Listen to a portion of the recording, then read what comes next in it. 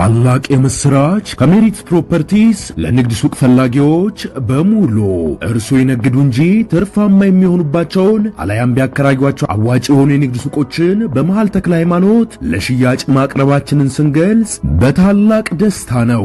ሜሪትስ ፕሮፐርቲ ከሰፊ ካሬ አማራጭ ጋር ከ14 ካሬ እስከ 40 ካሬ የንግድ ሱቆችን ከ3.8 ሚሊዮን ብር አጠቃላይ ክፍያ ጀምሮ እንዲሁም ቀድሞ ለሚመጡ ውስን ደንበኞች በ3 ወር ጊዜ ውስጥ የሚረከባቸውን ስራ ማላመጃ የንግድ ሱቆችን ከነጻ ስጦታ ጋር ይዘንሎት ቀርበናል። እንዲሁም የመኖሪያ አፓርትመንቶችን ለምትፈልጉ ውድ ደንበኞቻችን ሜሪትስ ፕሮፐርቲ አራዳ ፓርክ ፊት ለፊት ከባለ 1 እስከ ባለ 3 መኝታ አፓርትመንቶችን ከ30% ታላቅ ቅናሽ ጋር ይዘንሎት ቀርበናል። ታዲያ ይህ የማይደገም እድል ሳያመልጦ ከታች ባለው ስልክ ይደውሉ።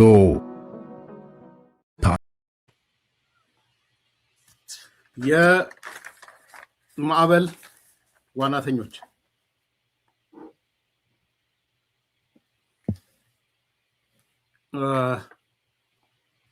የማዕበል ዋናተኛ የሚል አንድ ተከታታይ የሬዲዮ ድራማ ነበረ። ኮንሴፕቱ ብዙ ረስቼዋለሁ፣ ኮንሴፕቱ ምን እንደሆነ ግን ያው የማዕበል ዋናተኛ ሲባል በማዕበል ላይ የሚዋኝ ማለት ነው። የጋሽ ሙልጌታ ሉሊ አንድ ጽሑፍ አለው፣ ንፋስ ዘርቶ አውሎ ንፋስ ማጨድ የሚል ጽሑፍ አለው። በጣም ወደ ጽሑፍ ነው። ንፋስ ዘርቶ አውሎ ንፋስ ማጨድ ይላል ርዕሱ። የማዕበል ዋናተኞች እንደዛ ነው። ንፋስ ዘርቶ አውሎ ንፋስ ማጨድ ማለት የማዕበል ዋናተኞች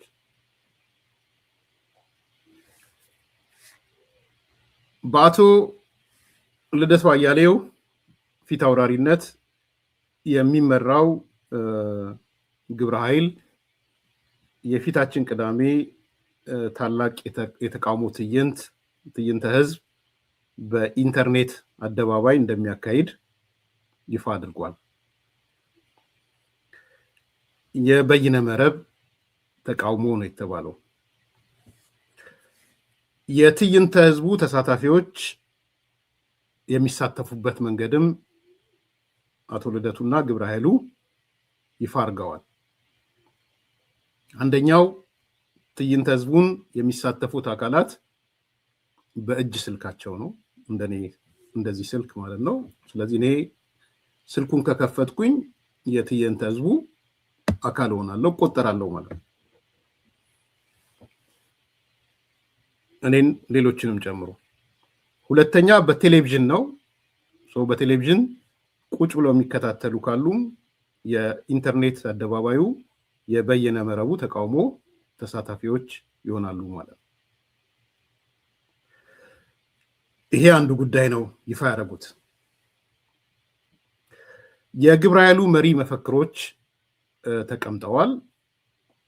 ይሄ ትዕይንተ ህዝብ 4 መሪ መፈክሮች እንዳሉት ተነስቷል።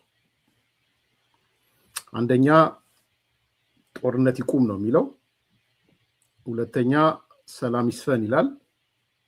ሶስተኛ ግፋይ አገዛዝ ይብቃ ይላል። አራተኛ ከምርጫ በፊት ሽግግር ይኖር።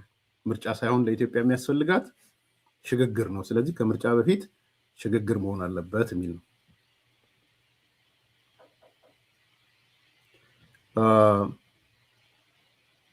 ይሄ አካል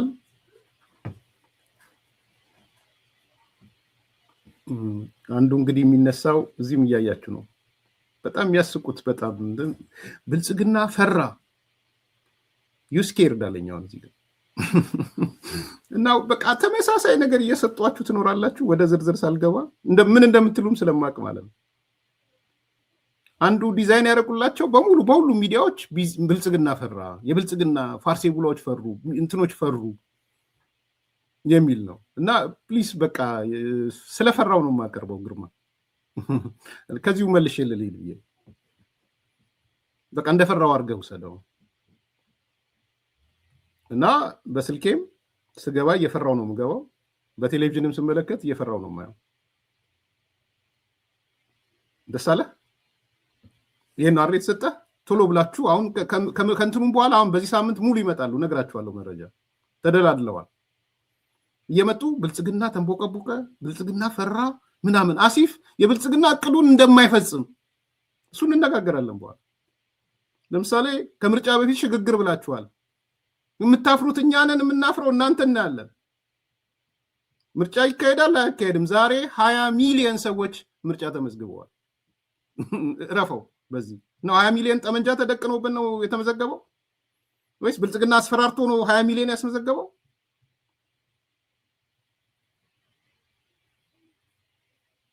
እና አንዳንዴ የሚነግሯችሁን እንደወረደ ምጅርግ አድርጋችሁ ኪሳችሁ አትክተቱ። ሰው ምን ይለኛል በል አንቦቀቦቁን ምናምን ተንቦቀቦቀ ምናምን ይላሉ። ኧረ ተው ግድ የላችሁ። ኢኔኒ ኬዝ ወደ ነጥቡ ልምጣ። የግብረ ኃይሉ ጦርነት ይቁም፣ ሰላም ይስፈን፣ ግፋዊ አገዛዝ ይብቃ፣ ከምርጫ በፊት ሽግግር የሚል አንስተዋል። እነ አቶ ልደቱ እና ግብረ ኃይሉ ለመጋቢት 18 2018 ደግሞ ግልጽ ደብዳቤ ለጠቅላይ ሚኒስትር አብይ አህመድ ብለው ልከዋል። ይሄ ግልጽ ደብዳቤ ለጠቅላይ ሚኒስትሩ የተላከ ነው እና እባክዎት ተሳተፉ ነው የሚለው። ክቡር ጠቅላይ ሚኒስትር ሆይ፣ ክቡር አይልም፣ ኑና ራስዎትን ተቃውሙ ነው ደብዳቤው። አሁን ከዚህ በላይ መጃጃል አለ? የፈለገ እንደው ኖርማል ማይንድ ይናሯችሁና ከዚህ በላይ መጃጃል ካለ ንገሩኝ። ኑና ራስዎትን ተቃውሙ። ደስ አላችሁ በዚህ በየሚዲያዎቹ ስለተላለፈላችሁ እና አቶ ልደቱ ደብዳቤ ላኩ ለጠቅላይ ሚኒስትሩ የሚል ዜና ስለተሰራላችሁ እና ጠቅላይ ሚኒስትሩ ሆይ ኑና ወይም ናና ራስህን ተቃውም፣ ጦረኛ ነኝ ብለህ ተቃውም፣ ሰላማዊ ትግል አልፈልግም ብለህ ተቃውም ራስህን። ደን ተገጫጩ ብርጭቆ። ከዛ በኋላ ክላይድስ ነው ወይስ የት ነው የተገናኙት? ሲልቨር ስፕሪንግ ወይስ ሌላ የት ነው? ብዙ ሲልቨር ስፕሪንግ ነው የሚገናኙት።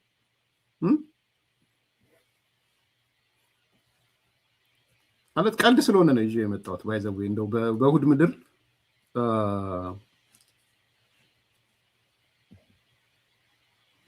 ከዛ ምን ይላል ላንብብላችሁ። ይህንን ተቃውሞ ሰልፍ የምናደርገው ለጠቅላይ ሚኒስትሩ የተላከው ደብዳቤ ላይ ነው። እየሰማኸኝ ኢትዮጵያ? ክቡር ይህንን ተቃውሞ ሰልፍ የምናደርገው ኢትዮጵያውያን የብሔር፣ የሃይማኖት፣ የርዕዮተ ዓለም ልዩነት ሳናደርግ ነው። በኢትዮጵያ ፖለቲካ ውስጥ በሲቪል እንቅስቃሴ ውስጥ የጎላ ተጽዕኖ ፈጣሪ የሆኑ ማህበራዊ መሰረት ያላቸው ወደ 20 ታዋቂ ሰዎች ተገኝተው ለሚሊዮኖች ንግግር ያደርጋሉ። ይህ እንግዲህ የጠቅላይ ሚኒስትሩ ደብዳቤ ላይ አብይ ሆይ ወደ 20 የሚጠጉ ማህበራዊ መሰረት ያላቸው በኢትዮጵያ ፖለቲካ ውስጥ ተጽዕኖ የሚያሳርፉ በሲቪክ ተቋም ውስጥ ያሉ በፖለቲካ ተቋም ውስጥ ያሉ ተጽዕኖ አሳዳሪዎች መጥተው ንግግር ያደርጋሉ። በምን ላይ? በኢንተርኔቱ አደባባይ ላይ ተቃውሞ ላይ። ሶርሶም እንዳያመልጦት። እነዚህ 20 ሰዎች ቀላል ሰዎች እንዳይመስሎት ነው የተባለ። እነሱ ራሳቸው እኮ ነው። እንደው ለማየት ያብቃችሁ። ከ20ዎቹ አዲስ ሰው ከመጣ እኔ ይገርመኛል። እከሌ የሚባል አዲስ ሰው መጥቷል ብዬ ነው ነግራችሁ። እነዛ 20 ሰዎች እነ ፕሮፌሰር እስቄል እና ራሱ ልደቱ ወይም ናምን ከነሱ ውጪ ሰው ከመጣ ይገርመኛል። ኤንድ ዘን እነሱ ደግሞ ማህበራዊ መሰረት አላቸው ሊሉ ነው ማለት ነው። እንግዲህ ኢሳያስ አፈወርቂን ካላመጡት ወይም ደብረጽዮንን ካላመጡት ማለት ነው። እኔ አንዳንድ ሰው ስለወቀሰኝ እድሜ ምናምን አትበል ስላለ ነው እንጂ አብዛኞቹ እናውቃቸዋለን አልልም። በዛ አልገባም። ወዳጆቼን ሰምቻለሁ። በቃ ሰው በንጉሥ ጊዜ ፖለቲካ አሳልፎ፣ በደርግ ጊዜ ፖለቲካ አሳልፎ፣ በኢህአዴግ ጊዜ ፖለቲካ አሳልፎ አሁንም 4 ዘመናት 4 እነሱ ናቸው ማህበራዊ መሰረት ያላቸው። እነሱ ናቸው የሶሻል ሲቪክ መሪዎች። the old schools አንዳንዶቹ ኢህአፓ ነበሩ። አቶ ናምን ጨምሮ እኮ ኢህአፓ ነበረ። ታውቃላችሁ አቶ ናምን ኢህአፓ እንደነበር? አቶ ናምን ዘለቀ አታውቁም አይደል? ኢህአፓ ከኢህአፓ ነው እኮ ወደ ግንቦት ሰባት የገባው። ኢህአፓ፣ መኢሶን፣ የደርግ አምባሳደር ኤክስ የሚባሉ አሁን የአፋሩ ሰው ደርግ ነበሩ። ወዳጄ ስለነበሩ ስም ልለፍ። በቃ ደርግ፣ መኢሶን፣ ኢህአፓ እና የሻቢያ ተላላኪዎች የሻቢያ ከነ ወታደርም ሆነው ሻቢያ ጋር ተላላኪ ነበሩ። then ደግሞ አይ ቲንክ እንትና ስኬልም መኢሶን ነበር መሰለኝ፣ ወይ መኢሶን ነው ወይ ኢህአፓ ነው፣ መኢሶን መሰለኝ። ስኬል ራሱ ፕሮፌሰር ስኬል ዛሬም መኢሶን፣ ዛሬም ኢህአፓ፣ ዛሬም ደርግ። መቼ ነው እንደው ማለት ማህበራዊ መሰረት አላቸው። እና እነዚህ 20 ተጽዕኖ ፈጣሪዎች እኔ እንደው እስቲ ቀኗ 6 ቀን ነው አይደል የቀረችው? በእርግጥም አዲስ ሰው አዲስ መልክ የምናይ ከሆነ እናያለን። ሳምንቱ ሙሉ የሚለፈልፉት፣ ሳምንቱ ሙሉ የሚናገሩት ቅዳሜ ዕለት የሰላማዊ ሰልፉ ዋና ተናጋሪዎች ሆናል። እንዳልኳችሁ እያንዳንዱ መዘርዘር ይችላል። ወይ ኢህአፓ ነው፣ ወይ መኢሶን ነው፣ ወይ ደርግ ነው፣ ወይ ኦነግ ነው፣ ወይ ደግሞ የብሔር ድርጅቶች ውስጥ የነበረ ሰው ነው።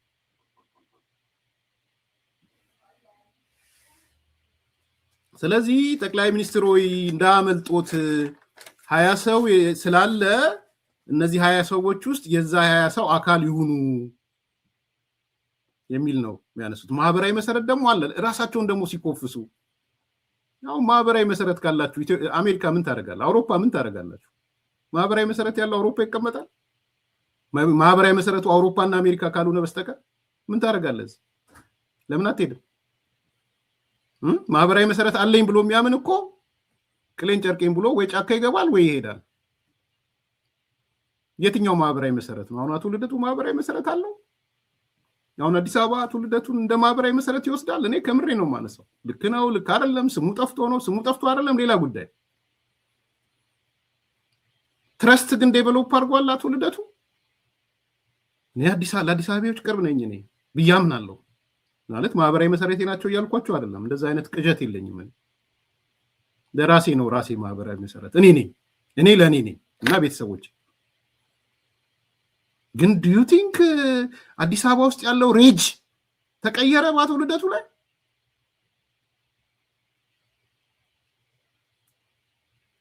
አሁን አቶ ጀዋር አዲስ አበባ ላይ ማህበራዊ መሰረት አለው? ፕሮፌሰር ስኬል አዲስ አበባ ላይ? ምክንያቱም አዲስ አበባ ነው የታሰበው፣ ነውጡ የታሰበው አዲስ አበባ ላይ ነው። ዋይዘው በኋላ መጣበታል አለው። አቶ ገዱ አንዳርጋቸው አዲስ አበባ ላይ ማህበራዊ መሰረት አለው? ሌሎቹ የተረሱ ስለሆኑ ከአውሮፓ ያልሄዱ ከአሜሪካ ያልሄዱ ሰውም ስማቸው ከሌና ብላችሁ ብትጠይቁ ህዝቡ አላቃቸውም። እኔ በእርግጠኝነት እኔ ሚዲያ ቢኖረኝ ኢትዮጵያ ስማቸውን ይዤ ከተማ ላይ እየተዟዟርኩ እከሌ የሚባል ፖለቲከኛ ታውቃለህ ብዬ ብጠይቅ አብዛኛው ወጣት አላቃቸውም ነው የሚለው። አብዛኛው ወጣት እኔ ስማቸውን እዚህ መጥቀስ ስላልፈለኩ ነው።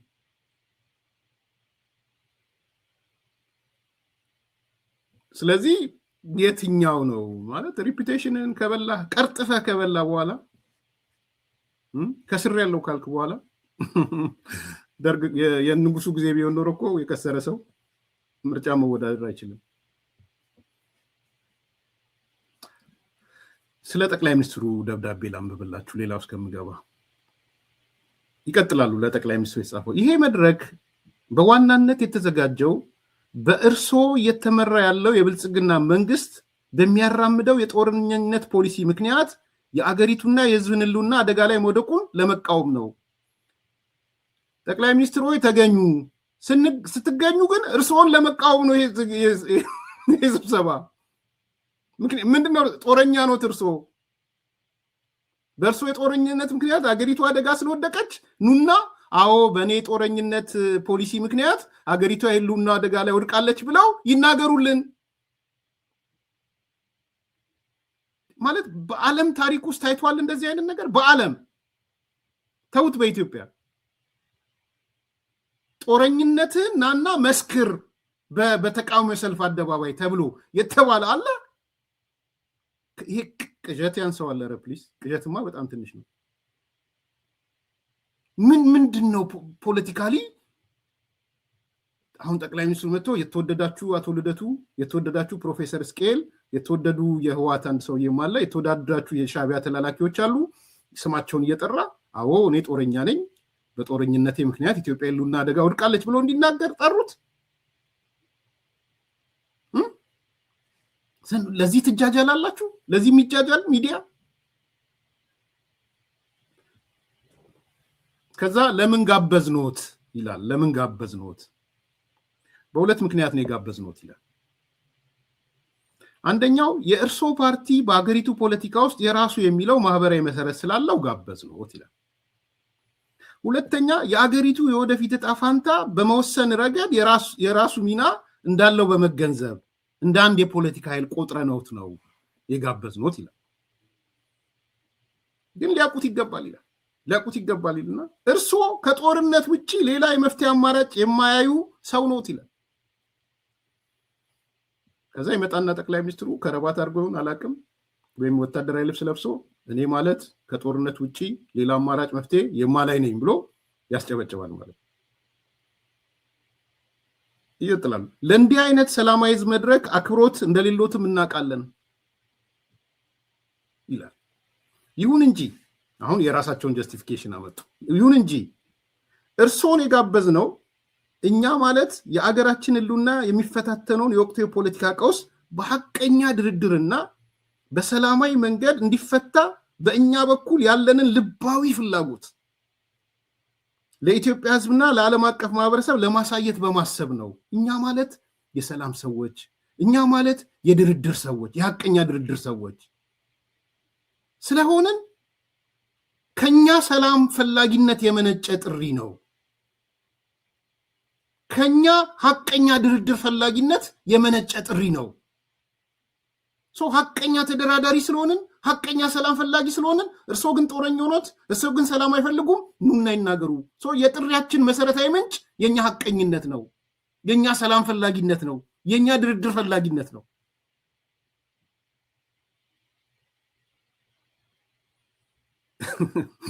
ህወሓት የሚመራው ሰላማዊ ሰልፍ ከልቤ ነው የምናገረው፣ ኃላፊነት ወስጄ ነው የምናገረው። ሻዕቢያ የሚመራው ሰላማዊ ሰልፍ ሐቀኛ ድርድር ፈላጊ ሆኖ ሲወጣ አስቡት። ከጀርባ ያለው ሻዕቢያ ነው፣ ከጀርባ ያለው ቲፒኤልኤፍ ነው። ይሄ ኃይል በሐቀኛ ድርድር ፈላጊ ሆኖ ሲወጣ አስቡት። የምን ድርድር የሚል የነበረው ማን ነው? መቼም የአቶ ልደቱ ብቻ አይደለም እዚህ ውስጥ ያሉት፣ በኋላ አነሳላችኋለሁ። ይሄ አቤት ምን አይነት ስሜት እንደሆነ አላውቅም። ማለት ሰው የሆነ ዲሊዥንን የሆነ ድረስ ይደርሳል፣ የምር ይደርሳል። በቃ ፍራስትሬት ስታደርጉ የምትደርሱበት ደረጃ አለ። በዚህ መጠን ግን ፍራስትሬት ያደርጋሉ ብዬ አላሰብኩም።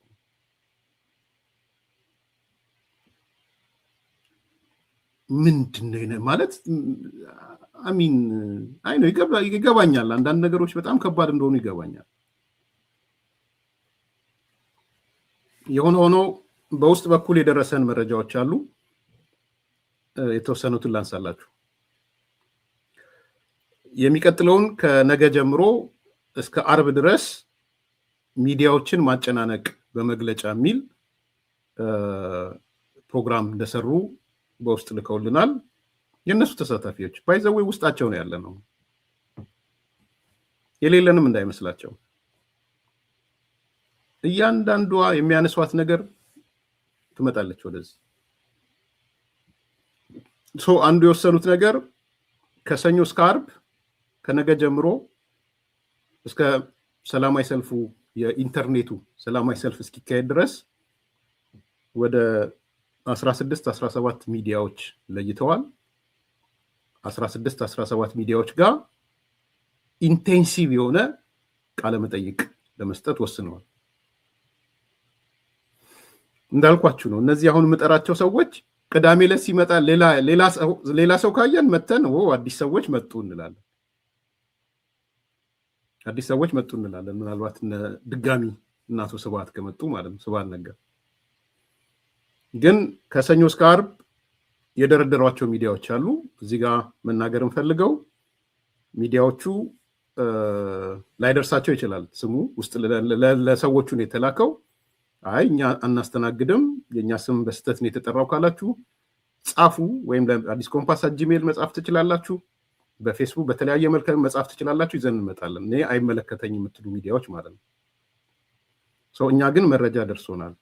ወደ 16 የሚጠጉ ሚዲያዎች የዚህን የፕሮፓጋንዳውን ስራ እንዲያስተጋቡ የተመረጡ ሚዲያዎች አሉ። 16 ናቸው። የሚጨመሩ ሊኖሩ ይችላሉ። አንደኛው ኢኤምኤስ ነው፣ የነ ፋሲል ኢኤምኤስ ጋር የሚሄዱት አቶ ናምን እና አቶ አብዩ ነው የሚሄዱት። ወልቃይት ማለት ነው። ወልቃይት ይሄዳሉ ወደዛ። አስቂኝ እኮ ናቸው። ወልቃይት ወይም ሞት የሚሉ ሰዎች ከህዋቶች ጋር አሉ፣ ከነ አባይ ጋር አሉ፣ አቶ አባይ ጋር አሉ። እኔ ምን አይነት እኮ ማለት አንዳንዴ የሆነ መርህ የሚባል ነገር አለ። መርህ ነሴንስ ይቀያየራል። መርህ ግን የኢንተረስት ኮንፍሊክት ኦፍ ኢንተረስት ኢን ኬዝ ቶሎ ላንብብላችሁ። ኢሜስ ላይ አቶ ናምንና አቶ አብዩ ነው የሚሄዱት። አንከር ላይ አርበኛ መሳይ ጋር ማለት ነው አቶ ገዱ፣ አቶ ጀዋርና አቶ አባይ ነው የሚሄዱት። እንግዲህ አቶ አባይ ሞሮፍ የትግራይ ቅድም ያልኳችሁ ነው። አቶ ጀዋር ነው። አቶ ገዱ ቀጣዩ ጠቅላይ ሚኒስትር ተብለው የተያዙ ሰው ናቸው። አቶ ገዱ ሪዮት ሚዲያ ፕሮፌሰር እስቄልና አቶ ያሬድ ነው የሚሄዱት። ዛራ ሚዲያ የሚባለው ጋር አቶ ጁሩና አቶ አባይ ነው የሚሄዱት። ነፃ ፕሬስ የሚባል አለ፣ አላውቀውም፣ አይቼው አላውቅም። ነፃ ፕሬስ አቶ ገለታውና አቶ ያሬድ ነው የሚሄዱት። ገለታውን ታውቁታላችሁ። አቶ ያሬድም ያኔ ሰብአዊ መብት የነበሩት ሰው ማለት ነው። ጋሽ ያሬድ እምላቸው ነው። ኢትዮ ኒውስ የነበቃሉ ይመስለኛል አቶ ናምንና አቶ ገለታው ነው የሚሄዱት። አዲስ ድምፅ አይ ዶንት ኖ በህይወት አለ አዲስ ድምፅ አይቼው ስለማላቅ ነው። ግን ኤኒዌይ ኬዝ አዲስ ድምፅ ልደቱና እስማኤል ነው የሚሄዱት። ዶክተር እስማኤል ሆርን ኮንቨርሴሽን የነ ማነው ሆርን ኮንቨርሴሽን የዝነኛው ሚልኬሳ ማለት ነው። የእሱ ላይ ያሬድና ፕሮፌሰር እስቄል ነው የሚሄዱት። የሀሳብ ገበታ ኢንጂነር ሙልጌታና አቶ ገለታው ነው የሚሄዱት። ሆራይዞን ኢንጂነር ሙልጌታና አቶ አባይ ነው የሚሄዱት። ኩሽ ሚዲያ አቶ ልደቱና አቶ ጁሩ ነው የሚሄዱት። ነጋሪ የሚባል አለ፣ አላውቀውም፣ አይቼውም አላውቅም። አቶ ናምንና አቶ አባይ ነው የሚሄዱት። መቲ አይ ቲንክ መቲ መሰለችኝ እሷ፣ ኦባንግና እስማኤል ነው የሚሄዱት። ኤቢሲ የሚባለው የአማራ ብሮድካስት ረዳት ፕሮፌሰር ትንግርቱ እና ናምን ያሬድ ነው የሚሄዱት። ኢትዮ ፎረም አቶ ገዱ፣ አቶ አባይ፣ አቶ ልደቱ፣ አቶ ጀዋር ነው የሚሄዱት። ቴዲ ሐዋሳ ቲክቶክ ይመስለኛል የሐዋሳው ልጅ እሱ ጋር ጀዋር፣ እስቄል፣ ገዱ፣ ልደቱ፣ አባይ ነው የሚሄዱት። እነዚህ በዚህ ሳምንት ዋነኛ ሚዲያዎችን በየሰዓቱ እየወጡ የቅዳሜውን ሰላማዊ ሰልፍ የሚያስተጋቡ ናቸው። በሚሊዮን የሚቆጠር ሰው የሚያስተጋቡ ማለት ነው። አይ ዶንት ኖ እንግዲህ አንዳንዶቹ ጥርጣሬ አቶ ጀዋር ላይ ከፍተኛ ጥርጣሬ አላቸው። አቶ ጀዋር አይ ቲንክ ነቄ ያለ መሰለኝ፣ ብዙ አይሳተፍም ባለኝ መረጃ፣ አይመጣም። ከራሱ ፐርሰናል ችግር ይሆናል ወይም ደግሞ እንዲህ አይነት ነገር አንዳንዴ ሹልክ ማለት አቶ ጀዋር ጎበዝ ነው። አቶ ጀዋር ብዙ የለም። ሰው ጥርጣሬ አላቸው። አቶ ጀዋር ይገኛል አይገኝም የሚለው ላይ ጥርጣሬ አላቸው። ሁለተኛ አቶ ይልቃል ነው ወይም ኢንጂነር ይልቃል ነው። ኢንጂነር ይልቃል የለም እዚህ ውስጥ እና በግልጽ ነግረው ይሄ የህፃን ልጅ ጨዋታ ነው አይነት ነገር ብሏቸዋል። ይሄ የህፃን ልጅ ጨዋታ ነው፣ ምንም የሚፈይደው ነገር የለም፣ ስለዚህ አልሳተፍም ብሏቸዋል። ይሳተፋል አይሳተፍም በኋላ አላውቅም። ያው በአቶ ገዱና በይልቃል መካከል ጸብ እንዳለ ታውቃላችሁ። ተደባድበውም ነበር። ይልቅ አቶ ጀዋር እንትናን ደግሞ ቲፒኤልኤፎች ደግሞ ምርጫቸው አቶ ገዱ ነው ባይዘው አቶ ገዱ መርጠውታል ማለት ሰላማዊ ሰልፉ ተሳክቶ ህዝባዊ ቢተኝነቱ ተሳክቶ አዲስ አበባ ላይ ኢህአፓ የሚቀሰቅሰው የተቃውሞ ተሳክቶ መንግስት ከተገለበጠ ይሄ ሽግግር የሚባለውን የሚመሩት አቶ ገዱ ነው ህወሓት የወሰነው። በዚህ ደስተኛ አይደለም ሚስተር ግራንድ ጀስቲፋየር። እንዴት ገዱ የአማራን ህዝብ ገደል ከቶት ሲያበቃ ተመልሶ እንዴት እጩ ጠቅላይ ሚኒስትር ይሆናል የሚል ስጋት አለው። ቲፒኤልኤፍ ግን ኖ አቶ ገዱ ነው የሚሆነው፣ ተስማምተናል ከአቶ ገዱ ጋር፣ ከፕሪቶሪያ ስምምነት በላይ ከአቶ ገዱ ጋር የተስማማነው ስምምነት ወሳኝ ነው። አቶ ገዱ እንደመጣ ተጠባባቂ የሽግግር መንግስቱ ጠቅላይ ሚኒስትር ፕሬዚዳንት ይሆናል። ከሆነ በኋላ እነዛ ውሳኔዎችን እናጸድቃለን።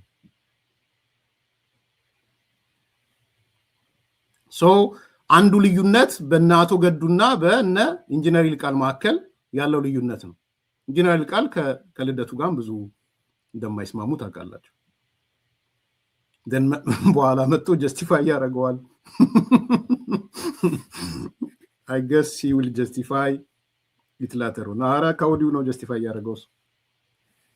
ምን እንደዚህ አይነት የህፃን ልጅ ጨዋታ የትም አያስኬድም አይነት ነገር ብሏቸዋል። በዚህ እንኳን አክብሮት አለኝ ግራንድ ጀስቲፋየር። የሆነው ይሄ ነው እንግዲህ ያለው። እነዚህ ሰዎች በዚህ ደረጃ ነው እየተንቀሳቀሱ ያሉት። እኔ የአቶ ልደቱን ጥንካሬ ማክበር እፈልጋለሁ። በጣም ትጉ ነው። ግን አንዳንዴ የምተጋበት ነገር ውጤት ሊኖረው ይገባል። እኔ የአመራር ሳይንስ ተማሪ ነኝ። ሪዛልት ማተር ያደርጋል በሊደርሺፕ ውስጥ። ውጤት ማመጣ የፈለገ ብትጨረጨር ብዙ ልፋትህን ቆጥረህ ካልተደሰትክ በስተቀር ምንም ሊመጣ አይችልም። ይሄ አንዱ ነው። አጠቃላይ ግን አንድ ሁለት አስተያየት ልስጣችሁና ላጠቃለው። ብዙ እንደ ቀልድ የምሬን ነው የምላችሁ፣ የሆነ ለማጣጣል ወይ ምናምን ሳይሆን በቃ በዚህ ደረጃ ደርሷል ተቃውሞ። አሁን እነሱ ያሰቡት ምንድነው? በሚሊየን ተሰማራ ምናምን ብለው ፕሮፓጋንዳ ይሰሩና አገዛዙ ተጨነቀ፣ አገዛዙ ደነገጠ፣ ፋርሴቡላዎች ደነገጡ፣ በቃ ሳክሰስፉል ሆንን ምናምን ይሉና በዚሁ መሰረት የህዝብ ስብሰባ ደግሞ እንጥራ፣ ከዛ ዲሲ ላይ ሊጠሩ፣ ለንደን ላይ ሊጠሩ፣ ልክ እሱም ማዕከል አድርገው ደግሞ አዲስ አበባ ላይ በኢህአፓ አማካኝነት የህዝብ ሰልፍ ተቃውሞ ሊጠሩ ማለት ነው። ይሄ ነው የተያዘው እቅድ ነው። እና ምርጫው እንዲስተጓጎል ማለት ነው። ኢኔኒ ኬዝ አንድ ሁለት ሶስት ነገሮች ላንሳ ለማጠቃለያ። አንደኛ እኔ በቅን ልቦና ከተመለከት ነው ለማንም ሰው ማለት የትም ውስጥ ላልገባችሁ ሰዎች፣ ዝም ብላችሁ ስትሬት ለምትመለከቱ ሰዎች ወይም መሀል እንትን ላይ ያላችሁ ሳይለንት ማጆሪቲዎች ምንድን ነው የሰማችሁት? መንታ አቋም አይደለም የሰማችሁት? ደብል ስታንዳርድ አይደለም የሰማችሁት? በተለይ ስማችሁ የተጠቀሳችሁ ሚዲያዎችን ጨምሮ በነገራችን ላይ የመንታ አቋሙ የደብል ስታንዳርዱ አካል ናችሁ ማለት ነው።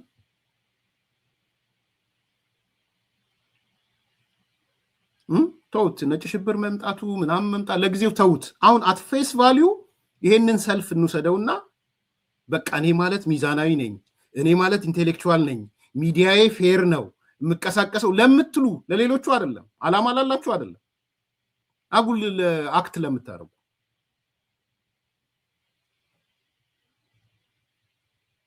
እዚህ ይሄ ራሱ ብቻውን መንታ አቋም አይደለም ወይ? ደብል ስታንዳርድ አይደለም ወይ? ደምደው ደብል ስታንዳርድ ማለት ለጦርነቱ ራሳችሁ አንዳንዶቹ ሚዲያዎች ራሳችሁ የምትናገሩትን ነው። ህሊናችሁ ምን ያህል ረፍት እንደሚያጣ ይገባኛል። ግን እኔ እናገራችኋለሁ እዚህ ለጦርነቱ ሰፋ ብሎ እየተዘጋጀ ያለው የህወሓት ሃርድኮር ነው። ቲፒኤልኤፍ ነው እየተዘጋጀ ያለው አስኳሉ። በየጊዜው የጦርነት ፉከራ የጦርነት አታሞ የሚመታው ቲፒኤልኤፍ ነው። አይን ቢኖራችሁ ባይኖራችሁ ልብ ቢኖራችሁ ባይኖራችሁ ይሄ የአደባባይ እውነት ነው።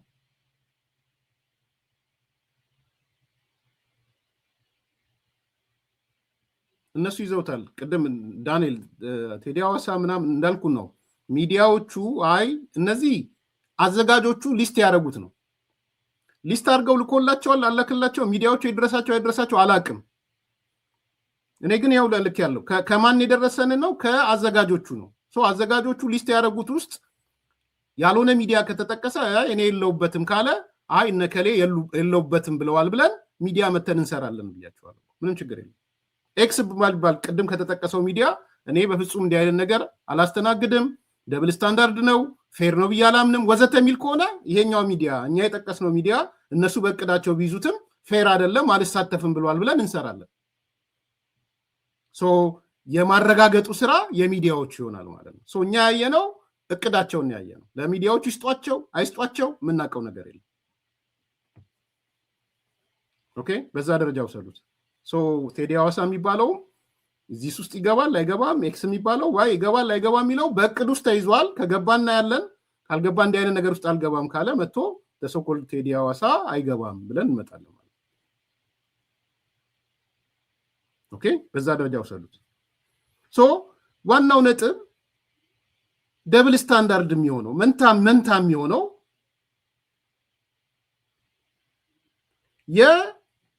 የጦርነት ዋነኛ ተዘጋጁ ቲፒኤልኤፍ ሆኖ ሲያበቃ አልሰማንም አላየንም ምን ማለት ነው?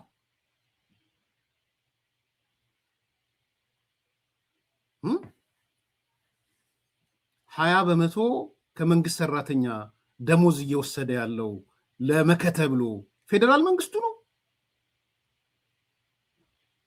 ተናገሩ እስቲ። 20% 1000 ብር ከሚያገኝ ሰው 200 ብር የሚቆረጠው ትግራይ ነው ወይስ በሌላ ከትግራይ ውጭ ያለው የኢትዮጵያ ክፍል ነው? አላየንም አልሰማንም። መከተ ብለው የጦርነት ዝግጅት ብለው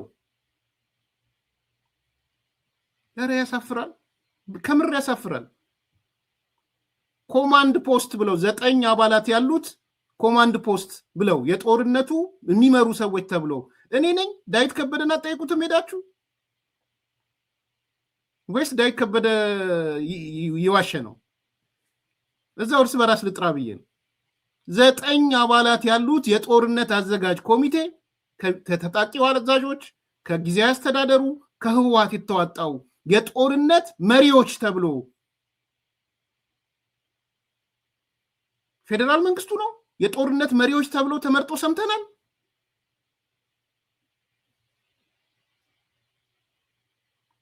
አይኔ ይሄ ፌር ነን ለሚሉ ለዘሶኮልድ ሚዲያዎች ነው እያነሳ ያሉት። ባይዘው ሽቀላ ወይም በቃ እንሸቅልበት ማለት መብታቸው ነው። ግን ወጥተው ከዚህ በኋላ ገዢው ፓርቲ ምናምን ወይም ቲፒኤልኤፍ የጦርነት ጠማቂ ምናምን እንዳይሉ ስለምፈልግ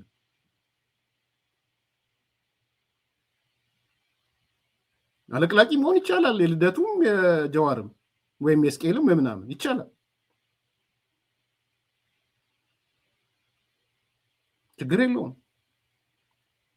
ግን እንዳነሳሁት 20% የመንግስት ሰራተኛ ገንዘብ እየሰበሰበ ያለው ቲፒኤልኤፍ ነው። የጦርነት ኮማንድ ፖስት ያቋቋመው ቲፒኤልኤፍ ነው። ጽምዶ ብሎ አቋቁሞ እየሄደ ያለው እኛ አይደለም፣ ኢንተርናሽናል ሚዲያውን ያወጣው ቲፒኤልኤፍ ነው። ለጦርነት እየተዘጋጁ መሆኑን የሚነግሩን ሰዎች ጀነራሎቹ ሸሽተው ከትግራይ ሸሽተው እየመጡ ያሉት እነ ጀነራል ከበደ ሌሎቹ የሚነግሩን ስለ ቲፒኤልኤፍ ነው። የትግራይ የኤርትራ የሻቢያ ጀነራሎች ትግራይ ነበሩ እያሉ የሚነግሩን ማን ናቸው? ኢንተርናሽናል ሚዲያው ነው እንዴ። ዛሬ መሬት የሚሰጣችሁ የማይሰጣችሁ ብለው ያሰሉት ለሚቀጥለው ጦርነት እሺ ካልክ መሬት ይሰጣል፣ እሺ ካልክ አይሰጥም የሚል አዋጅ ያወጁት እነሱ ናቸው። ጉድ እኮ ነው የሚሰማው ባይዘው ትግራይ ውስጥ ህወሓት በሶስት ደረጃ ህዝቡን እንደከፈለ ሰምታችኋል። ደረጃ 1፣ ደረጃ 2፣ ደረጃ 3 ብሎ ደረጃ 1 ማለት ትግራይ ውስጥ አሁን ሂዱና ሶሎዳ ሚዲያም ስቡ። ደረጃ 1 ትግራይ፣ ደረጃ 2 ትግራይ፣ ደረጃ 3 ተጋሩ፣ ደረጃ 1 ተጋሩ፣ ደረጃ 2 ተጋሩ፣ ደረጃ 3 ተጋሩ። ህዝቡ በሶስት እንደተከፈለ ሰምታችኋል። ይሄ እኮ ማለት በራስ እዛ ጄኖሳይድ እኮ ማወጅ ነው። ዘር ማጥፋት እኮ ነው። በነገራችን ላይ በፖለቲካ እምነቱ ባይዘው ዘር ማጥፋት ዝም ብሎ ብቻ አይደለም። ጄኖሳይድ የፖለቲካ እምነትም ይጨምራል። ሶ ሌቭል 1 ሌቭል 2 ሌቭል 3 ስትል ሌቭል 3 ማለት እኛን የሚቃወመን ጦርነት ብንጀምር አጌነስት የሚቆም እርምጃ ልንወስድበት የሚገባ ማለት ነው። ሌቭል 3 በፖለቲካ እምነቱ ምክንያት እርምጃ የሚወሰድበት ማለት ነው።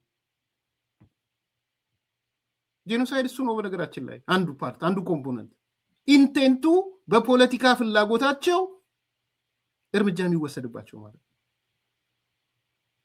እኔ ትላንት ስሰማ በጣም ነው የደነገጥኩት። ህወሓት ቁጭ ብሎ አጠሪራ ይዞ ምንድነው ስሙ ፕሮፋይል ይዞ በእነሱ እንትን ይባላል ምንድነው ረሳሁት፣ ሊስት አለ። እሱን ይዞ ህዝቡን በየወረዳው በየቀበሌው በቤት ቁጥር ለይቶ ጽብጻብ ነው የሚሉት፣ ሶሪ ጽብጻብ ነው መሰለኝ የሚባለው። ጽብጻብ ይዘው አድዋ ቀበሌ 01 የቤት ቁጥር 001 የሚኖሩት 6 ናቸው። ከ6ቱ በአንድ ቤተሰብ ውስጥ እኮ 2ቱ ጦርነት ብንጀምር የኛ ደጋፊዎች ኤ፣ 3ቱ ገና እየወላወሉ ያሉ ቢ፣ አንዱ የኛ ተቋሚ ሲ እርምጃ ይወሰድ በማ በቤተሰቦቹ። እናንተ በጣም የሚያስደነግጥ እኮ ትንታኔ ነው ይሄ። ጽብጻብ ነው ያዙት፣ እንደ ፔሮል አይነት ማለት ነው። ከዛ ሊስት ይዘው ደረጃ ኤ፣ ደረጃ ቢ፣ ደረጃ ሲ ማለት ነው።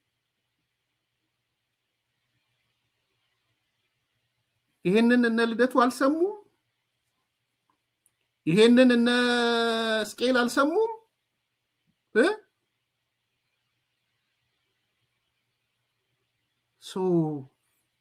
ጦርነት ማን ነው እየተሯሯጠ ያለው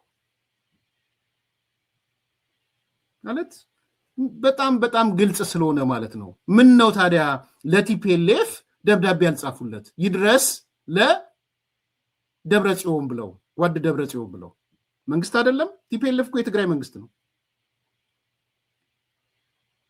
አይደለም? ልክ ተሳሳቱ። የትግራይ መንግስት አይደለም ቲፒኤልኤፍ በህገወጥ። ስለዚህ ማንን ነው እያሉ ያሉት? ይሄ ህሊና ይፈቅዳል ወይ? ዘሶኮልድ ሚዲያ ላይ ያለ አካል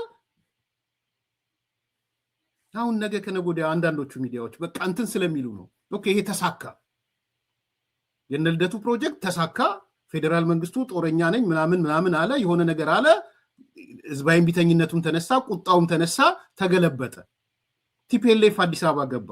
እነዚህ ሚዲያዎች ሌላ ወጥተው ሊሉ ነው። አንዳንዶቹ ፐርፐዛቸው ነው፣ ስራቸው ነው፣ ችግር የለውም።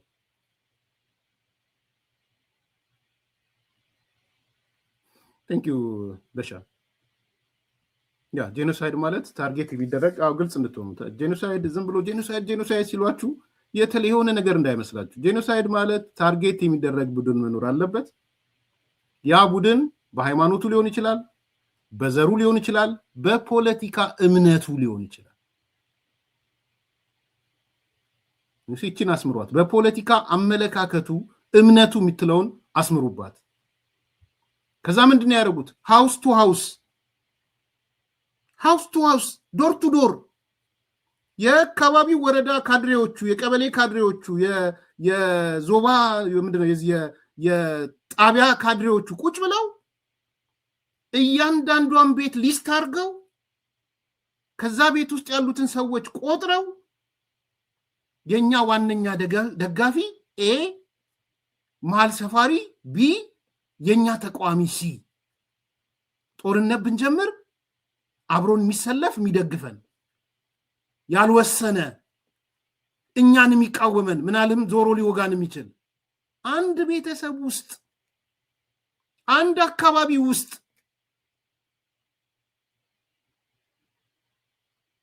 ይህንን እንዴት ነው የምትሉት? ማን ነው እዚህ ውስጥ? የፌዴራል መንግስቱ አለበት እዚህ ውስጥ እነ ጌታቸው ረዳ አሉበት፣ ጀነራል ጻድቃን አለበት እዚህ ውስጥ። እንዴ በጣም እኮ የሚያስፈራ። ይሄ እኮ በማህበረሰብ ውስጥ በዚህ መልኩ በፖለቲካ እምነቱ ጽብጻብ መስራት፣ ፔሮል መስራት የሆነ ስም አለው፣ ረስቸው ነው ነግራችሁ ነበር። የፓርቲ ስም አለው። በጣም አደገኛ ነው። እንደ አካባቢ ልትሰራው ትችላለህ። አድዋ በጀነራሉ እንዲህ ነው፣ መቀሌ እንዲህ ነው፣ አንድርታ እንዲህ ነው፣ ለእኛ አመለካከት ያለው ምናምን እያልክ በአካባቢ ልትሰራ ትችላለህ። ቤተሰብ ጋር ገብተህ አባትና ልጅ ተጋደሉ እኮ ማለት ነው። እናትና ልጅ ተጋደሉ እኮ ማለት ነው። ወንድምና ወንድም ተጋደሉ ማለት ነው። ደረጃ ኤ የሚሰጠው ወንድም አለ፣ ደረጃ ሲ የሚያገኝ ሊኖር ይችላል። ይሄ እየተሰራ ያለው አዲስ አበባ ነው። ይሄ እየተሰራ ያለው ባህር ዳር ነው። ይሄ እየተሰራ ያለው ጅጅጋ ነው። ይሄ እየተሰራ ያለው አዋሳ ነው። ይሄ እየተሰራ ያለው መቀሌ ነው። ደብል ስታንዳርድ ያልናችሁ ለዛ ነው።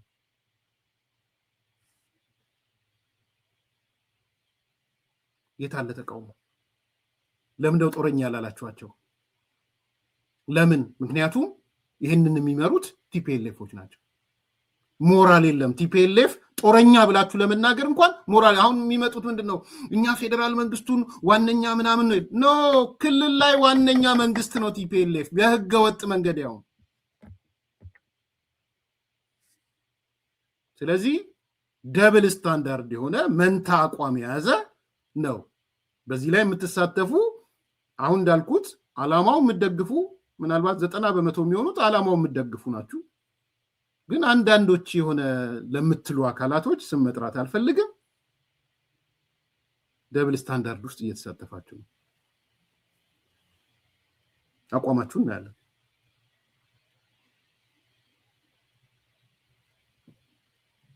ዛሬ እናንተ አንዳንዶቻችሁ እንደምትስሉት ዋነኛ የጦርነት ቀስቃሽ ህወሓት ነው።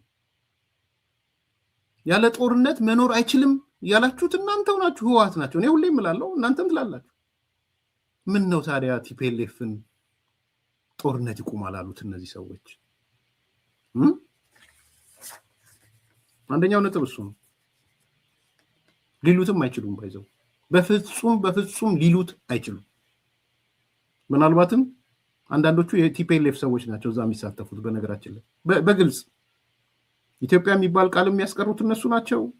የኢትዮጵያ ጣፋንታ በኋላ ይወሰናል፣ ስሙንም መጥራት አንፈልግም የሚሉት እነሱ ናቸው። የኮሚቴው አካላቶች ናቸው።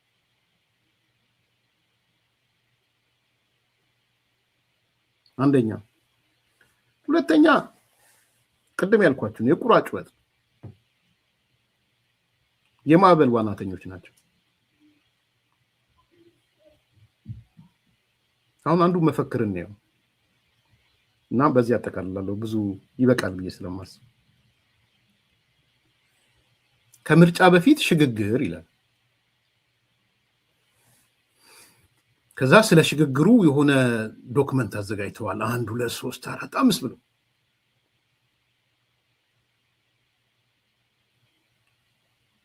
ኦኬ የኔ ጥያቄ ምንድነው? ምርጫው 2 ወር ነው የቀረው። በእርግጠኝነት የምነግራችሁ ምርጫው ይካሄዳል በእርግጠኝነት። ምን እንደምትሆኑት ከዛ በኋላ የቁራ ጩኸት ያልኩት ለዛ ያለምንም ጥርጥር እኔ ምርጫው ካልተካሄደ አዲስ ኮምፓስ ሚዲያ አይኖርም። ልንገራችሁ ምን አደርጋለሁ? ኦልሬዲ ሀገር ትፈርሳለች። ምርጫው ካልተካሄደ ሀገር ሁሉና አደጋ ውስጥ ነው የምትገባው። ይሄ ምርጫ ተርኒንግ ፖይንት ነው ያልኳችሁ ለዛ ነው። ውጤቱ ፕሮሰሱ አይደለም ለኔ። ምርጫው by itself is a turning point። ስለዚህ ምርጫ አልተካሄደም ማለት ለኔ አዲስ ኮምፓስ የመቆየት ምክንያትም የለውም። ምንም ምክንያት የለኝም። ኦልሬዲ ምርጫው አልተካሄደም ማለት የኢትዮጵያ የመፍረስ ፕሮሰስ ውስጥ ናት ማለት ልንገራችሁ። በመፍረስ ፕሮሰስ ውስጥ ደግሞ ገብቼ አልጨማለቅም። ሶ ባይ ሁክ ኦር ክሩክ ምርጫው መካሄድ አለበት፣ ደሞም ይካሄዳል። ሳትጠራጠሩ ይካሄዳል።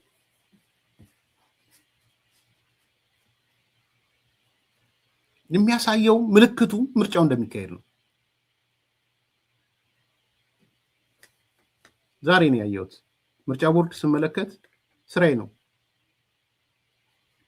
20 ሚሊዮን ኢትዮጵያውያን ለምርጫ ተመዝግበዋል። ይጨምር ይሆናል ከዚህ በኋላ 20 ሚሊዮን ተመዝግበዋል። ምን ታረጓት? 20 ሚሊዮን የት ነው የምትከቷት? 20 ሚሊዮን ዝም ብሎ 20 ሚሊዮን ነው። የኤርትራ ህዝብ እንደ ህዝብ 5 እጥፍ ማለት ነው። 6 እጥፍ ጋራ 6 አይደለም 7 እጥፍ ነው። 2.9 ሚሊዮን ነው ለካ 7 እጥፍ የኤርትራ ህዝብ ለምርጫ ተመዝግቧል ኢትዮጵያ ውስጥ። ዘን እያንዳንዱ 20 ሚሊዮን ላይ ጠመንጃ ተደግኖበት ነው ለምርጫ የተመዘገበው።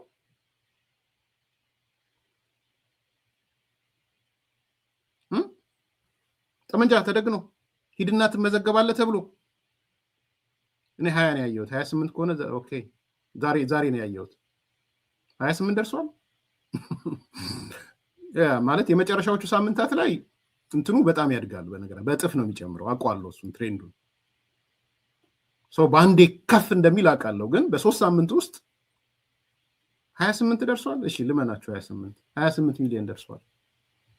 28 ሚሊዮን ኢትዮጵያውያን ምርጫ እንመርጣለን ብለው ተመዝግበዋል።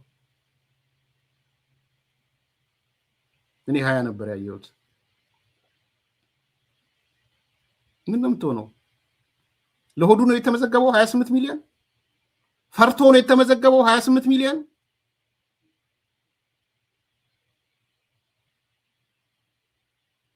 ስለዚህ የቁራ ጩኸት ነው ምለው ለዛ ነው።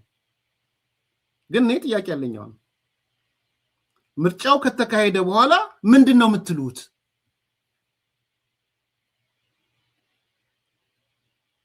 ምንድነው የምትሉት? ሌላ እቅድ ታውጣላችሁ? ደግሞ እስከ መስከረም የሚመጣ እቅድ አላችሁ? እስከ መስከረም ደግሞ መንግስት ሲመሰረት የቁራ ጩኸት፣ የሰማይ ላይ ቁራ ጩኸት ማለት ነው። ቋ ያለ የሚጮህ የሰማይ ላይ ቁራ ጩኸት ነው የሆነው። ስለዚህ መሬት ላይ ያለው እውነት ሰዎች ምርጫ እንመዘገባለን ብለው እየተመዘገቡ ያለበት ሁኔታ ነው። አደባባይ እኔ ልገባ ስል ላፍቶ ክፍለ ከተማ ከንቲባዋን እያየዋት ነበር። ላፍቶ ነው የምትወዳደር አይደል? ሳር ቤት ስቴዲየም ነው ሰው የተገኘላት። ልገባ ስል ስላየሁት ዝርዝሩን አላየሁትም። እንትን በሉኝ አስተካክሉኝ ከተሳሳቱ። እንዲሁ ሞኒተር ሳረግ ከንቲባዋ ዛሬ ቀስቅሳለች ላፍቶ ሄዳ። የትኛው ስቴዲየም እንደሆነ ባላቅም ስቴዲየም ጥቅጥቅ ብሎ ነው ያዩዋቸው፣ ወይ የሆነ ስቴዲየም የሚመስል ነገር። የተከፉ ሰዎች ናቸው የመጡት። በወይዘሮ አዳነች አቤቤ የተናደዱ ሰዎች ነው የመጡት። አባላት ናቸው ብሏቸው። ያ ሁሉ አባል በአንድ ክፍለ ከተማ ካለ በሚቀጥለው በእያንዳንዱ ክፍለ ከተማ ስንት ነው ያለው ማለት ነው? ማለት እግራችሁ ላይ እንዳትተኩሱ ስለፈራው ነው። የብልጽግና አባላት ካላችሁ እግራችሁ ላይ እንዳትተኩሱ። ያ ሁሉ የብልጽግና አባል ከሆነ በእያንዳንዱ ምርጫ ጣቢያ በዛ ልክ የሚመጣ ከሆነ ምን አለቀላችሁ እኮ ማለት ነው። ኢትዮጵያ ያምናሃለው 28365 28 ሚሊዮን 365310 ሰው ተመዝግቧል ነው እያለን አለ ኢትዮጵያዊ። ቴንክ ዩ አይ ትረስት ዩ። ስለዚህ የወይዘሮ ከንቲባዋ ወይዘሮ አዳነች በምትወዳደርበት ወረዳ ያየሁት ነገር ለእኔ ሲግናል ነው፣ ምልክት ነው የሰጠኝ። ግን ያ ህዝብ ነው እንትን የሚለው እኔ ይሄ ማለት ብልጽግናን አዲስ አበባ በሙሉ ይመርጠዋል ምናምን እያልኳችሁ አይደለም። ቢያንስ ግን አዲስ አበባ በሰላማዊ መንገድ ብልጽግናን የሚቀጣው ከሆነ እንኳን በሰላማዊ መንገድ ነው የሚቀጣው። ልንገራችሁ፣ እኔ በአዲስ አበባ እተማመናለሁ። በቃ ሌላ ቦታ ተውት፣ በአዲስ አበባ እተማመናለሁ። መቅጣት ከፈለገ እንኳን ብልጽግናን የሚቀጣው በምርጫ ነው፣ በካርዱ ነው የሚቀጣው። በእርግጠኝነት ነው የምናገር። አለዛ እኔ ስለ አዲስ አበባ ማውራት አቆማለሁ።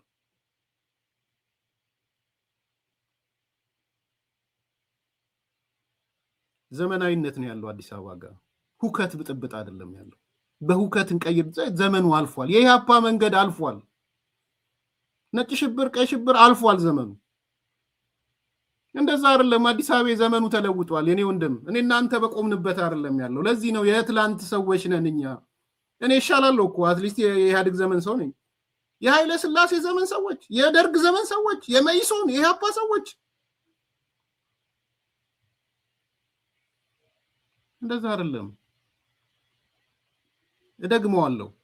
አዲስ አበቤዎች መቅጣት ከፈለጉ እንኳን ብልጽግናን አትጠራጠሩ፣ በምርጫ ካርዳቸው ነው የሚቀጡት።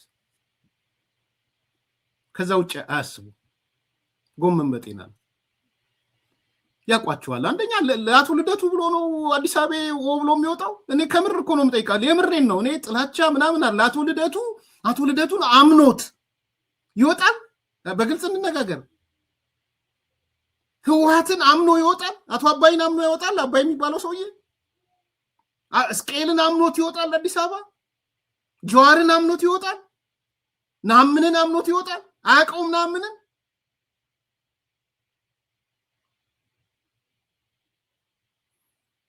ስንቱን ጠርቼ ስንቱን ልቻለሁ ማለት አቶ ገዱን ሊያምን ነው። ነገ ከነገ ወዲያ ህወሓት ያሰባትን ፕሬዝዳንትነትና ጠቅላይ ሚኒስትርነት ለአቶ ገዱ ሊሰጥ ነው። ከዛ በኋላ የአማራ ህዝብ ስምምነቱ መሰረት ምንድናት ስሟ ያቺ ቦታ ረሳታለሁ። አቶ ገዱ ዛሬ ደብረጽዮን የሚያነሳት ምክትል ፕሬዝዳንቱ የሚያነሳት የፓርቲ ጽህፈት ቤቱ ኃላፊ የሚያነሳት አንዱ መጥቶ አዱሽ የሚባለው መጥቶ ሲያነሳት ነበር አቶ ገዱ እያለ። የአዱሽን ባይዘው በጣም አደገኛ ንግግር አመጣል። አንድ ኢዜአ ኃላፊ የነበረ እኔ ስር የነበረ ሰሞኑን ወጥቷል። በቃ ከዚህ በኋላ ጽምዶ ፈጥረናል፣ ሻቢያ ምናምን ተፈጥረናል፣ አልቋል ጉዳዩ ሲል ሰምቼዋለሁ። እኔ ስር ነበር። አዱሽ አመጣላችኋለሁ። ከወዲሽ አምበል ጋር እያወራን ነበረ በሱ ሰውዬ ጉዳይ። መጥቶ አቶ ገዱ ምናምን ነው የሚሉት ግጫው። ቢኮዝ አቶ ገዱ ከመጣ ፕሬዝዳንት ከሆነ ያ ስምምነት ከጸደቀላቸው እነሱ የሚፈልጉት ያንን ነው። ከሻቢያ ይልቅ የአቶ ገዱ ስምምነትን ነው የሚያምኑት ቲፒኤልኤፎች።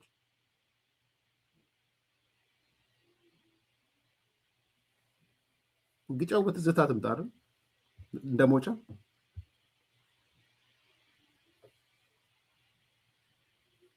ጸገዴ ወረዳ ነዋሪዎች፣ ሽማግሌዎች፣ አመራሮች፣ ከጠገዴ ወረዳ የመጣችሁ የሀገር ሽማግሌዎች እና አመራሮች፣ ክቡራትና ክቡራን፣ ከሁሉ አስቀድሜ እንኳን የጋራ ችግራችንን በጋራ ተነጋግረን ለመፍታት ለመገናኘትና እንደገና ደግሞ ለብዙ ጊዜ ሲያጨቃጭቀን የነበረውን ችግር ፈተን ለመገናኘት እንኳን አበቃን እላለሁ።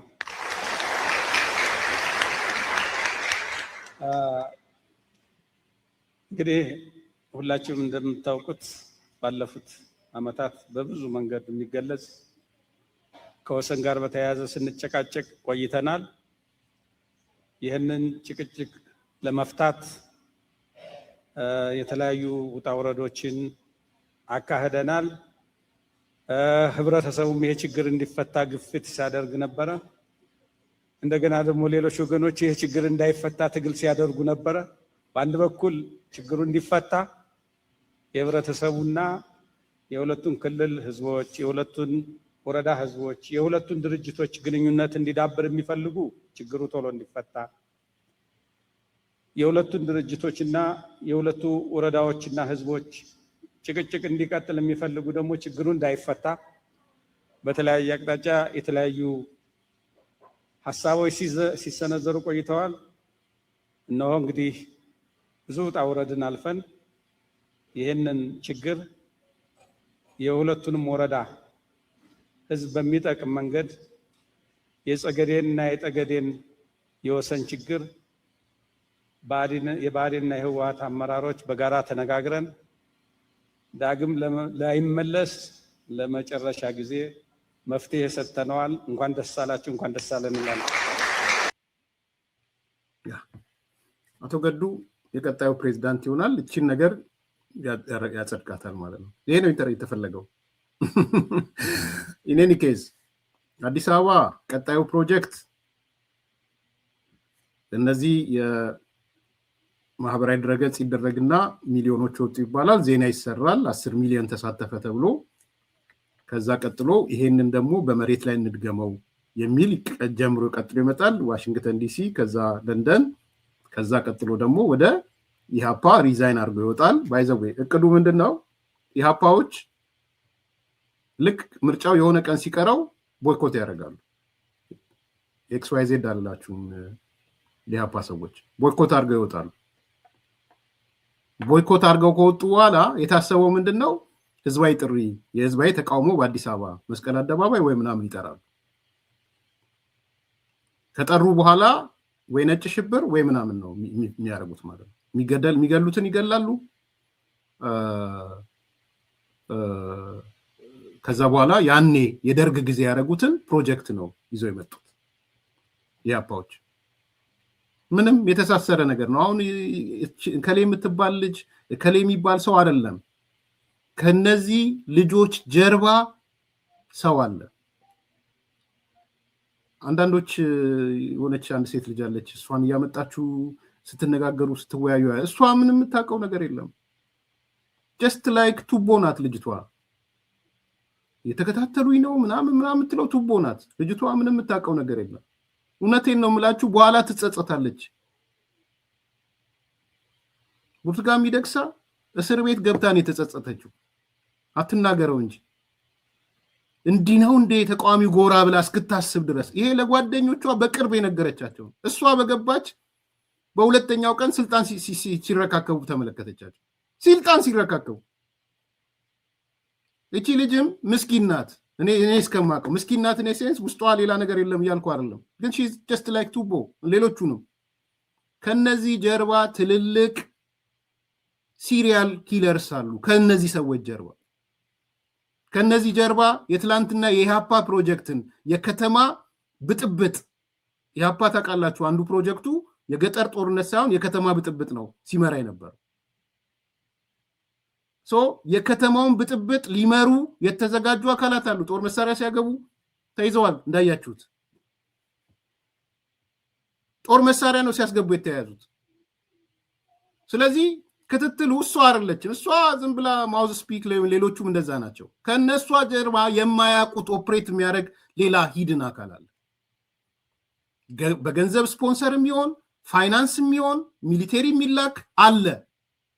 መናጆ እንዳይሆኑ ነው እኔ ከመጀመሩም አንዳንዶቹን ያስጠነቀቅኳቸው። በዚህ ህይወታቸው መናጆ እንዳይሆኑ ፖለቲካ እንደፈለጉት፣ ግን ነገ ከነጎዲያ መናጆ ሆነ ታየ ደንዳን እንዳይሆኑ ነው የምፈራው ነው። ታየ ደንዳ የታቀደ የነበረው አደባባይ ወጥቶ ይናገራል፣ ሆርን ኮንቨርሴሽን ያወጣዋል፣ ካወጣው በኋላ ይገደላል ብለው ነበር ያሰቡት። ምንገራችሁ ታዬ ደንደዓ በኬንያ በኩል ሲሄድ ተገደለ ብለው ዜናውን ተገደለ እንዲሆን ነበር የፈለጉት። ይሄ ይወጣል ሚስጥሩ። እኔ ነኝ የምነግራችሁ። የታሰበው እሱ ነበረ። እነዚህ ዝነኛው ሚልኬሳ እነ ማነው ስሙ ኢተና ሀብቴ ሆርን ኮንቨርሴሽን ከፍተው በድብቅ ቃለ መጠይቅ አድርገውት ከጨረሰ በኋላ ወደ ኬንያ እንዲሸሽ፣ ኬንያ ከሸሸ በኋላ በመሃል ላይ እንዲገደል። አንደኛ አይወዱትም ታዬ ደንደዓ። አንዳንዶቹ እንደነ ጀዋር ያለ ሰው በጣም አይወደው ታውቃላችሁ። ህይወቱን ያተረፈው እስር ቤት መግባቱ ዘመን ያወጣዋል። እነዚህ ልጆችም ደስት ላይክ የቱቦ አይነት ባህሪ ነው እንጂ ያላቸው in real term ከጀርባቸው ምን ራን እንደሚያደርግ የሚያውቁት ነገር የለም። ፋይናንስ የሚላከው ከአሜሪካ ነው። ፋይናንስ የሚላከው ከአውሮፓ ነው። ፋይናንስ የሚላከው ከግብጽ ነው። ፋይናንስ የሚላከው ከቲፒኤልኤፍ ነው። ጦር መሳሪያ የሚላከው ከሻቢያ ነው። ስለዚህ በዚህ ግርግር ውስጥ በምርጫ ሰበብ አርገን ቀጥለን ደግሞ ግርግሩን ቦይኮት አርገን ወተናል። ህዝቡን ወተ ሰላማዊ ሰልፍ ብዙ ርቀት የሚያስኬድ አይመስለኝም። መናጆ ነው የሚሆኑት እነዚህ ሰዎች። ደግሜ የዛሬ 3 ወር 4 ወር ተናግሬያለሁ። አዲስ አበባ ግን በጣም እርግጠኛ ሆኜ የምነግራችሁ ብልጽግናን መቅጣት ከፈለገ አዲስ አበባ በምርጫ ካርዱ ነው የሚቀጣው። ከዛ ውጪ ያረጋግጥ። መቅጣት ትፈልጋለህ አዲስ አበባ ቅጣው በድምጽ። እኔ ችግር የለብኝም። ብልጽግና አጥፍቷል፣ ከብልጽግና የተሻለ ሌላ አካል አለ የምትል ከሆነ ቅጣው። የተሻለ የምትለው ካለ ቅጣ። በእርግጠኝነት ግን የአዲስ አበባ ቅጣት ከድምጽ ካርድ ውጪ አይደለም። እንደሱ ከሆነ እኔ አዲስ አበባን አላውቀውም ማለት አዲስ አበባን አላውቀውም ማለት። ላይክ አድርጉ፣ ሰብስክራይብ አድርጉ፣ ሼር አድርጉ። መልካም ቀን። ታላቅ የምስራች ከሜሪት ፕሮፐርቲስ ለንግድ ሱቅ ፈላጊዎች በሙሉ እርሶ ይነግዱ እንጂ ትርፋማ የሚሆኑባቸውን አላያም ቢያከራዩአቸው አዋጭ የሆኑ የንግድ ሱቆችን በመሃል ተክለ ሃይማኖት ለሽያጭ ማቅረባችንን ስንገልጽ በታላቅ ደስታ ነው። ሜሪትስ ፕሮፐርቲ ከሰፊ ካሬ አማራጭ ጋር ከ14 ካሬ እስከ 40 ካሬ የንግድ ሱቆችን ከ3.8 ሚሊዮን ብር አጠቃላይ ክፍያ ጀምሮ እንዲሁም ቀድሞ ለሚመጡ ውስን ደንበኞች በ3 ወር ጊዜ ውስጥ የሚረከባቸውን ስራ ማላመጃ የንግድ ሱቆችን ከነጻ ስጦታ ጋር ይዘንሎት ቀርበናል። እንዲሁም የመኖሪያ አፓርትመንቶችን ለምትፈልጉ ውድ ደንበኞቻችን ሜሪትስ ፕሮፐርቲ አራዳ ፓርክ ፊት ለፊት ከባለ 1 እስከ ባለ 3 መኝታ አፓርትመንቶችን ከ30% ታላቅ ቅናሽ ጋር ይዘንሎት ቀርበናል። ታዲያ ይህ የማይደገም ዕድል ሳያመልጦ ከታች ባለው ስልክ ይደውሉ።